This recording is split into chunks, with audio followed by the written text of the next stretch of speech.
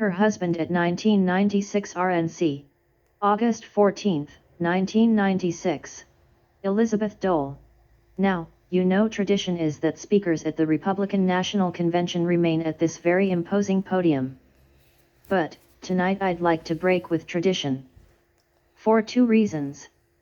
1. I'm going to be speaking to friends, and secondly I'm going to be speaking about the man I love, and it's just a lot more comfortable for me to do that down here with you.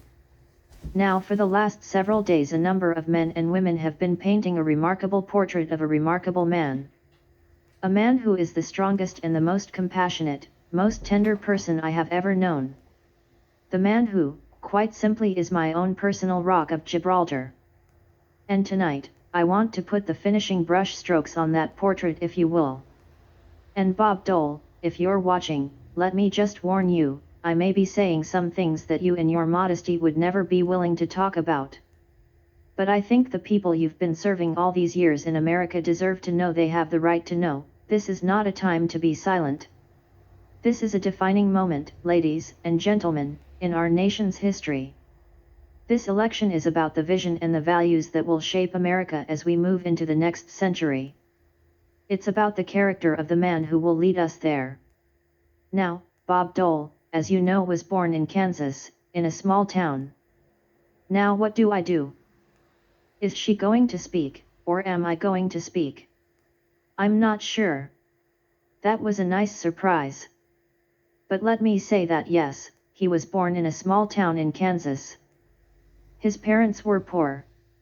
In fact, at one point, when Bob was a boy, they had to move their family, parents and 4 children, in the basement, and rent out their small home upstairs just to make ends meet. But while they were perhaps poor in material things, they were rich in values. Values like honesty, decency, respect, and personal responsibility, hard work, love of God, love of family, patriotism. These are the values that led Bob to risk life in battlefields of Italy. And these are the values that enabled him to sustain over 3 years in the hospital. Now I didn't know Bob back then, but Pat Lynch did. Pat, stand a moment if you would. Come right up here with me. Pat Lynch is from Boone, Iowa. Pat was one of Bob's nurses in Percy Jones Hospital in Battle Creek, MI. Pat has told me about Bob's good humor and how they used to wheel him from ward to ward, to cheer up the other wounded soldiers. She's also told me that Bob was very patient and that he tapped his inner resources so that he could day after day. Pat's told me that when Bob was totally paralyzed and people though he wouldn't walk again, he literally willed himself to walk. He was a person of great perseverance, determination and drive. And he recovered fully except for the use of his right arm in the 3 years at the hospital. And during that period of time I think Bob's sensitivity to the problems of others certainly was deepened as well, because he's been there. He's been through adversity. He's known pain and suffering. It was at this time in his life that he got to know Dr. Kelly Kean. Now Kelly Kean was a great surgeon. Chicago, Illinois. And Dr. Kelly Kean had fled Armenia, war-torn Armenia, as a young man. 3 of his sisters were not so fortunate. He came to the United States with only $2 and a rug from his homeland under his arm. And Dr. Kelly Kean, at that point a young boy, worked on a farm. And the owner of the farm was so impressed with him that he paid his way through college.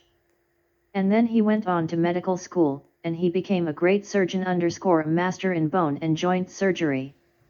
And so Bob Dole went to Dr. Kelly Kean looking for a miracle, because he wanted to be the person he'd been before the war. A great athlete, a person who was on his way to study medicine. Dr. Kelly Kean performed a number of operations and then he had to administer some tough love. He had to say to Bob, "You're not going to find a miracle. Now the choice is up to you, Bob. You can continue to feel sorry for yourself, or you can get on with your life and make the most of what you do have." Dr.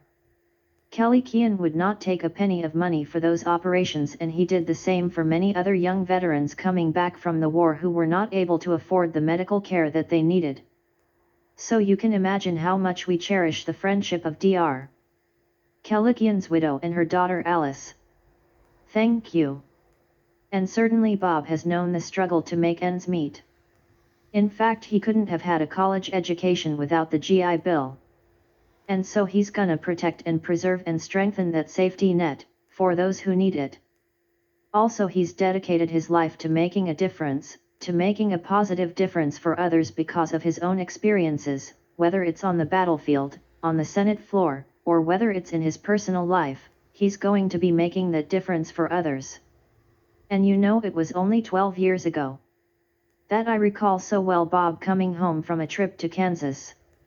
We were sitting in the bedroom talking, and he said, "Elizabeth, my plane was late and they were trying to rush me into a meeting out there, and there were these two young people who were waiting outside the door to talk with me, and they were severely disabled. And they were there with their parents. Tim and Carla were their names. And he said, Tim said to me, Senator Dole, we've found a source of help for people who have a disability such as ours in another state. Can you help us get there?" And as Bob was telling me about it, he said, "I can't stop thinking about Tim and Carla, Elizabeth. I've been meaning to start a foundation for people with disabilities for years and I haven't done it yet." The very same day after, the Dole Foundation was up and running and Bob's raised millions of dollars to help people with disabilities. Tim, I want to thank you for your courage and your spirit. Thank you, Tim, for inspiring Bob Dole to start the Dole Foundation for people with disabilities. We love you. Thank you. And I remember about 10 years ago, Bob and I were about to celebrate our birthdays, which are about 7 days apart in late July. Bob suggested a reverse birthday. He said, "Elizabeth, let's go to Sarah's Circle, which is a very special place in inner city Washington that houses and ministers to elderly poor." And he said, "Let's find out what the 35 to 40 residents most need and want, and we'll give them gifts, give them the party." And so that's what we did, and we've had many wonderful visits there since with cherished friends. And our most recent reverse birthday was just 3 weeks ago at Sarah's Circle. And I remember a Thanksgiving, probably 3 or 4 years ago, when Bob called up and he said, "You know, Elizabeth, I'd like to do something a little different this Thanksgiving."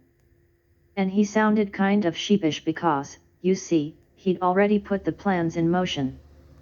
And I said, "Well, Bob, what would you like to do?" And he said, "Well, I've invited 35 young people from some pretty tough parts of Washington and their church sponsors to have Thanksgiving dinner with us." Well, he'd already reserved some places for us at a restaurant and he'd had them put in some televisions so the kids could watch the Redskins game.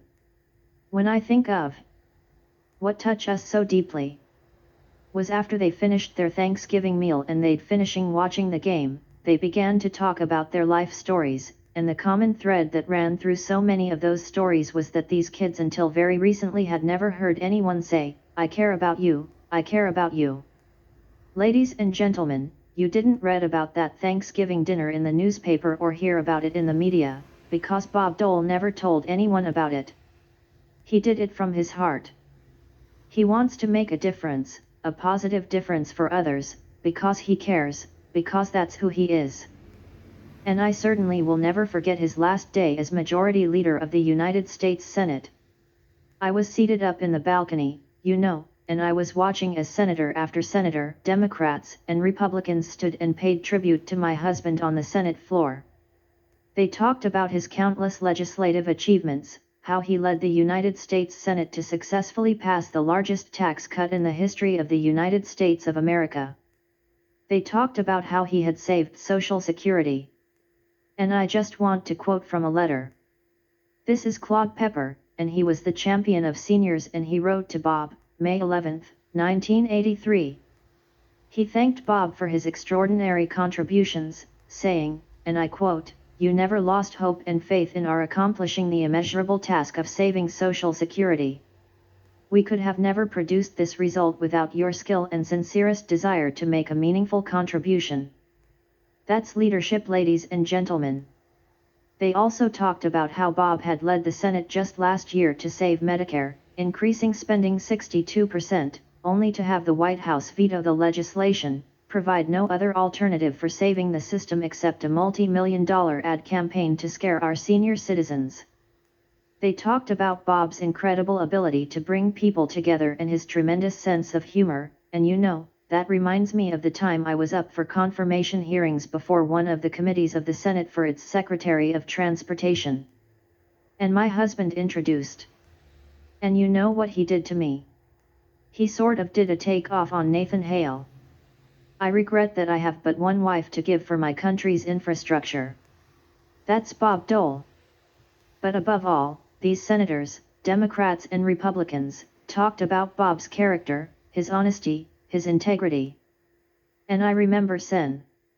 Pete Domenici, beautiful speech that you gave, and when you concluded your speech you said, the next majority leader of the United States Senate better know that he better be honest. He better tell the Senate the truth, because Bob Dole knew of no other way. Remember that, Pete. And Dianne Feinstein, Democrat of California, said Bob Dole's word. Listen to this now, Bob Dole's word is his commitment, and his commitment is a matter of honor. We often disagree on issue, she said, but even when we disagree, I know where I stand with Bob Dole and I know I can trust his word. I can trust his word. And that's why, ladies and gentlemen, that's why Bob Dole's fellow senators elected him 6 times to be their leader, because they know he is honest, trustworthy, a man of his word is bond, and they know he has exceptional leadership skills. And isn't that exactly what we want in the President of the United States? Thank you. And you see, thank you, these are the people, think of this, these are the people that know him so well, have worked with him day after day, year after year. They know what his judgment is like under pressure, and that's why they continue to put their faith and trust in him, making him the longest-serving Republican leader in Senate history. 11 years. Now, I'm also very proud of the fact that the employees of the United States Senate, the waiters, waitresses, others who work there, voted Bob twice, 4 years apart in 2 surveys, as the nicest, friendliest of all 1,090 senators. I'm sorry about that, Pete. These are employees like Trudy Parker, who is a member of the United States Capitol Police, and Trudy, bless your heart, Trudy was the first person that Bob saw on the way to work every morning while he was in the Senate, and also that final day. I can still see you. I'll remember it forever. You threw your arms around my husband and tears were streaming down your face, and you said, Elizabeth, everywhere you go, people tell you they love Bob Dole, because he always has a kind word for everyone. Bless you, Trudy. Thanks. Now let me just say, I could go on and on sharing stories about this loving husband and father, this caring friend, but please indulge a very proud wife. Just one final story which neither I nor my 95-year-old mother will ever forget. When Bob was dating me, he used to go to North Carolina a lot to visit my parents. And one morning, unbeknownst to me, he left his bedroom and went down where Mother was fixing breakfast in the kitchen, and he had a towel over his arm and shoulder that had been disabled in the war. And he says, "MRS. Hanford, I think you ought to see my problem." Mother said, "Bob, that is not a problem. It's a badge of honor." My fellow Americans, I believe that in the years to come, future generations will look back to this November and say, here is where Americans earned a badge of efficient government and stronger and safer families. Here is where we elected the better man who led us to a better America. Because here is where we elected Bob Dole. God bless you all. Thank you.